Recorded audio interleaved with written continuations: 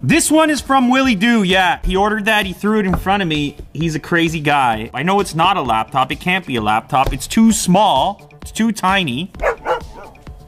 Otis. Quiet time, Otis. The question is this thing actually cool? It's called the Gemini 4G. This thing, it runs Android or Linux. Probably a bit of a novelty factor going on. Whoa, look at that. Hello? That keyboard actually looks kind of enticing right now. Ooh, that's tiny. Need a new laptop, Jack? There you go. Type-C USB cable. Okay, cool. Interesting. Gemini by Planet Computers. Here we go. Whoa, what? This has me thinking about a Sony product. I believe it was called the Vio P. And when I was a kid, I thought it was the coolest thing. The hinge is interesting. Watch it. You know what? You know what? I kind of like it. I mean, it's tiny. Don't get me wrong. I would probably go crazy typing on this thing every day.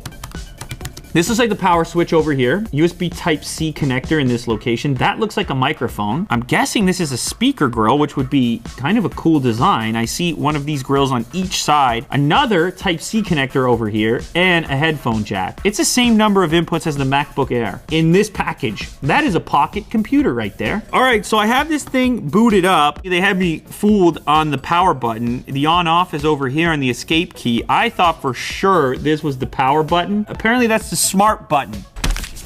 This has a micro SD and micro SIM card slot. This is the startup screen. Of course, this is touch screen as well. So you just reach up and, all right, we're in. Look at that, Jack. There it is. It's a little Android laptop. Something called App Bar. I think you can remove the apps that show up when you drag up from here. I'm assuming that's how that works. They have a Notes app, which I guess is kind of tuned for keyboard input. Now, otherwise, it's looking pretty standard Android to me. Let me connect to the Wi-Fi real quick. Unbox Therapy.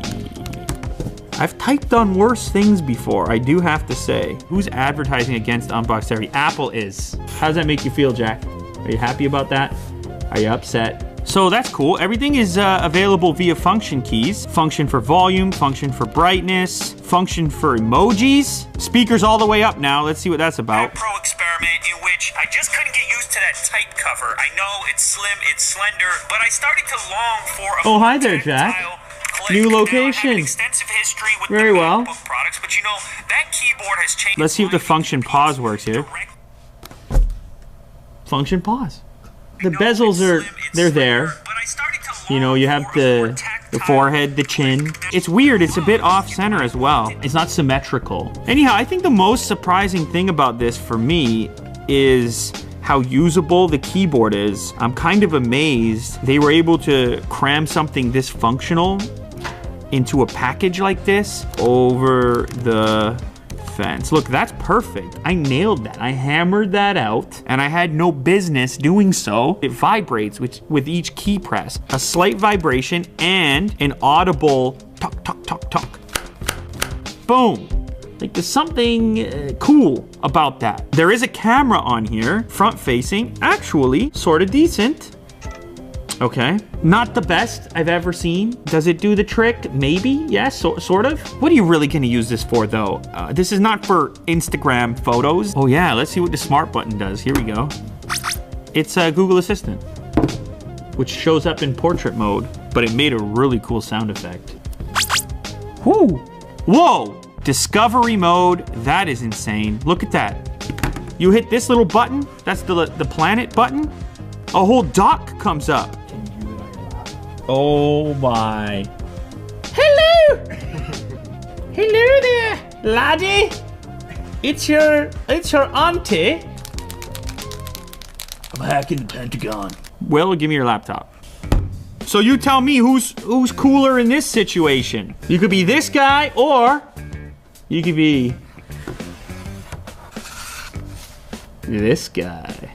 It's the same size as the trackpad on the MacBook Pro. So there's some different processors available for this. MediaTek Cortex A72. There's a couple of quad-core options also. 4 gigs of RAM, 64 gigs of storage inside of it. I did mention that is expandable. There's a micro SD card slot on here as well. It's around 650 bucks. Does that feel pricey? I don't know. Maybe, probably. It's not going to replace your laptop as far as I'm concerned. And it's probably not going to replace your smartphone. So it puts it in a really weird zone. I think it's totally worth looking at. I think Will Do did well on this one. Well done, Willie Do.